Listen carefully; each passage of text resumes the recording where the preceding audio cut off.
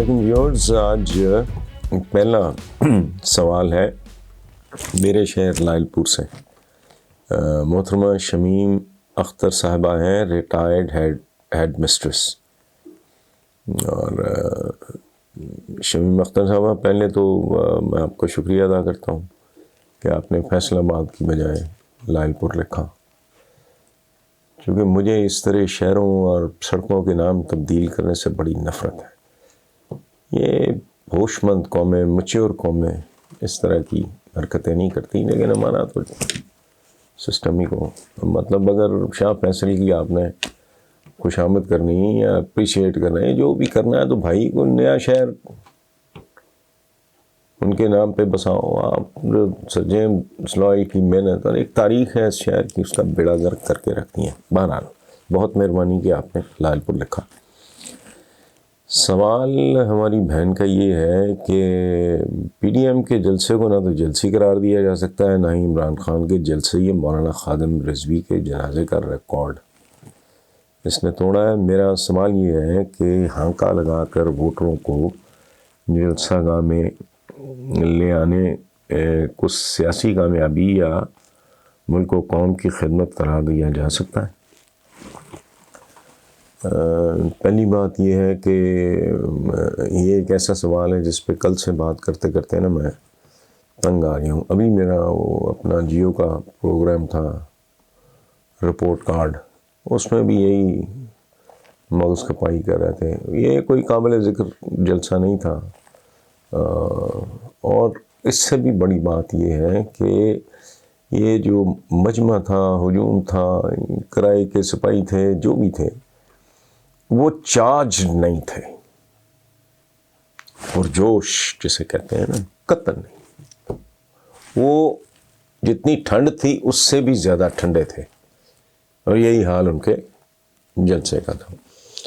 دوسری بات یہ کہ ایک اسکول آف تھاٹ ہے ہمارے یہاں پھر رہا چینلوں وینلوں پہ، جو بہت زیادہ اس بات کو کرتے ہیں، فوکس کر رہے ہیں یا ہائی لائٹ کہ یہ موسم کی وجہ سے ہو گیا۔ او بھائی، موسم شاسم کی وجہ سے نہیں ہوتا۔ اگر لوگ ریلی انوالوڈ ہوں اور چارجڈ ہوں تو پھر سردی کیا ہے بھائی؟ یہ یالہ باری بھی ہو رہی ہوتی نا، اولے بھی، برف بھی پڑ رہی ہوتی، تو وہ ہوتا۔ اس لیے اسی طرح باقی جو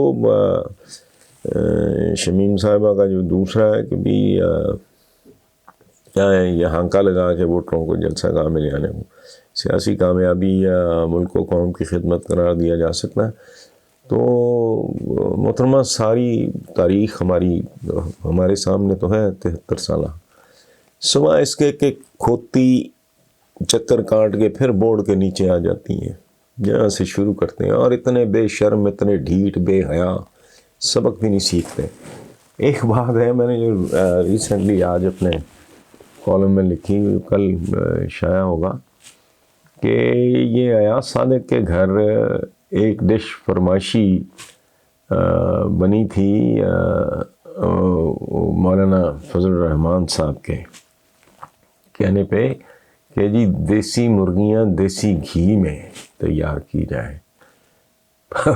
بہرحال آپ اندازہ لگائیں ان لوگوں کی زندگی میں کیا پرائورٹیز ہیں، ان کی ترجیحات کیا ہیں۔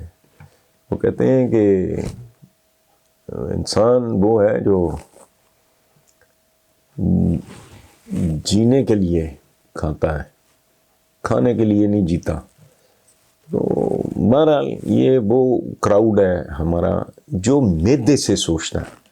ایک نارمل ایوریج عام آدمی جو ہے وہ دماغ سے سوچتا ہے، یہ دماغ سے نہیں، یہ معدے سے سوچنے والے لوگ ہیں۔ اور اصل بات جو میں نے آج اپنے کالم میں لکھی، وہ کہ وہاں ایاز صادق صاحب کے گھر پہ جو کھانا تھا اس پہ یلغار کر دی نون لیگیوں نے، اور پیپلز پارٹی کے جالے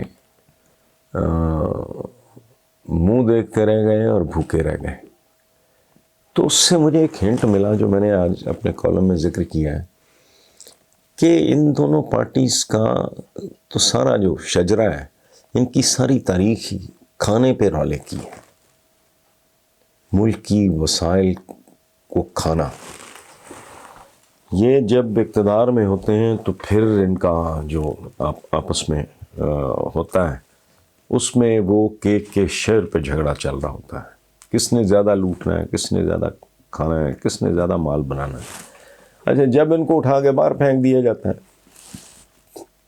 جیسے پچھلے یہ وہ مچھلیاں ہیں، یہ وہ مگرمچھ ہیں جو پانی کے بغیر پچھلے 2 سال پلس سے چل رہے ہیں، تو اس وقت بھی ان کی دوستی بھی کھانے پہ، ان کی دشمنی بھی کھانے پہ، یہ ایک دوسرے کی تعریفیں بھی کھانے کے لیے، ملکی وسائل کھانے کی بات، اور ان کی دشمنی بھی اسی بات پہ ہوتی ہے۔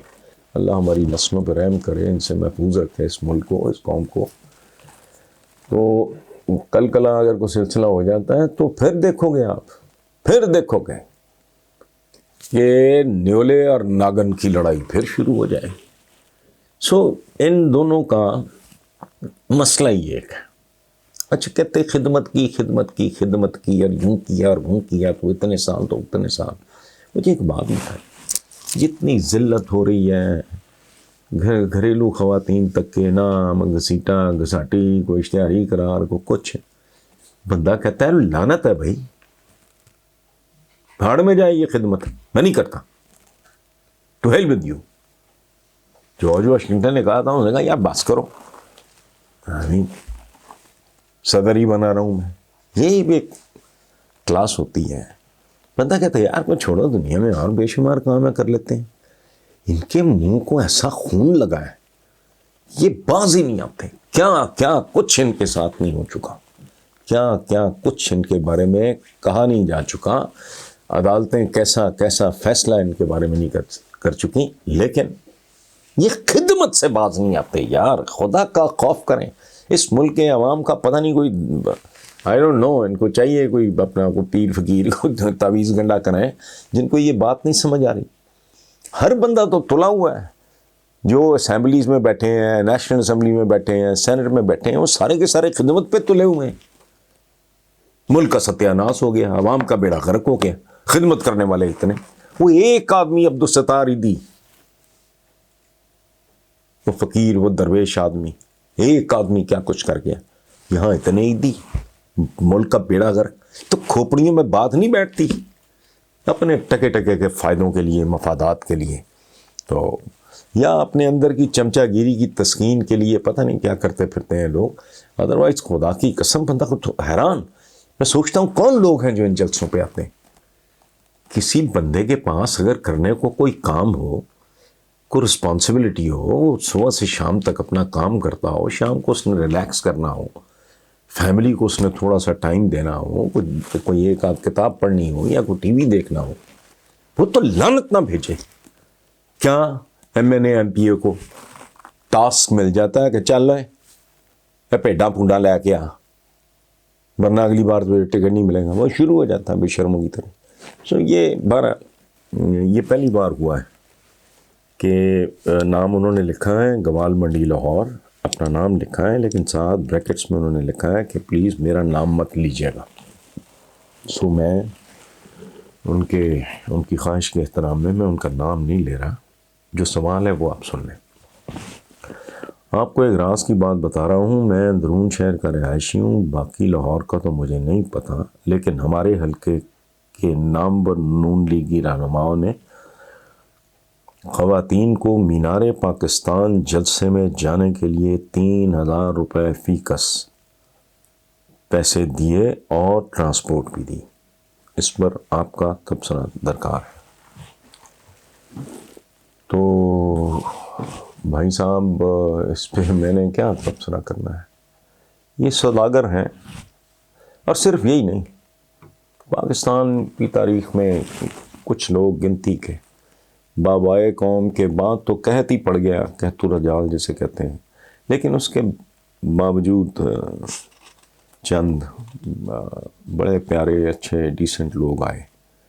میں سوچتا ہوں کہ جیسے گندے غلیظ الزامات کے ڈھیر ہیں ان کے ارد گرد، کسی میں جرت تھی معراج خالد صاحب کے بارے میں یہ بات کرتا، میں ایک نام لے رہا ہوں، لیکن نہیں، یہ بنیادی طور پہ تاجر ہیں، سوداگر ہیں، اور یہ سیاست نہیں ہے، یہ صنعت ہے، یہ تجارت ہے، اور سب سے کامیاب صنعت اور تجارت پاکستان میں سیاست ہی ہے۔ اسی لیے یہ اتنا ذلیل و خوار ہونے کے بعد، اتنے دھکے کھانے کے بعد، اتنی گالیاں کھانے کے بعد یہ باز نہیں آتے۔ بہت ایک سادہ سی بات ہے، ورنہ اگر میں جنرلی کمیونٹی کی خدمت کر رہا ہوں، 2-4 لوگ پیڑا منہ بنائیں گے تو میں ہوں یاد دفعہ ہو بھائی، میں تو at the cost of my time, health, یہ میں آپ لوگوں کی خدمت کر رہا ہوں، نہیں ہے تو جاؤں بھاڑ میں جاؤں، یہ کیا بات ہوئی؟ تو یہ تاجر ہیں، یہ سوداگر ہیں۔ اور میں ایک ثبوت، اگر کسی کا ضمیر زندہ ہے یا اس کا ذہن مردہ نہیں ہے تو سمجھ میں آ جائے گی کہ میاں شریف جتنے بھائی تھے، ان کے جو والد، تو جب ان کے درمیان بٹوارا ہوا تو سب کا سٹیٹس ایک جیسا ہی تھا۔ ظاہر ہے تقسیم ہوئی نا 7 بھائیوں میں، جو کوئی بھی ان کے ایسٹس تھے، کاروبار تھا، جو تقسیم ہوئی 19-20 کا ہی فرق ہوگا۔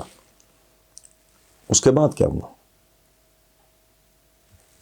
شریف مرحوم صاحب کے بیٹے آ گئے سیاست میں، باقیوں کے کاروبار میں رہے، ترقی انہوں نے بھی کی، لیکن وہ ان کا کروڑواں حصہ بھی نہیں ہے۔ مجھے یہ بتائیں، یہ کافی نہیں ہے؟ جن کو خود اپنے مستقبل، اپنی اولادوں کا، اپنے ملک کا کی پرواہ نہیں ہے، ان کا خیال نہیں ہے، تو پھر اللہ ہی حافظ ہے۔ مجھے تو، میں پہلے بہت کوڑا کرتا تھا، اب بہت کم ہو گیا ہے۔ مجھے وہ سچی بات ہے جو لمبی چوڑی دلچسپی بھی نہیں رہی۔ ایک آدمی ہے جو خودکشی پہ، ایک کمیونٹی ہے، قوم ہے، قبیلہ ہے جو خودکشی پہ تلا ہوا ہے۔ How can you stop? دنیا میں آپ ہر یہ چیز روک سکتے ہیں، آپ چوریاں کم سے کم کر سکتے ہیں، ختم کر سکتے ہیں، ڈاکے، رازنی، سارا کچھ۔ کوئی آدمی اگر خودکشی پہ تلا ہے تو اس کا تو کوئی علاج نہیں ہے۔ اللہ ہی مالک ہے۔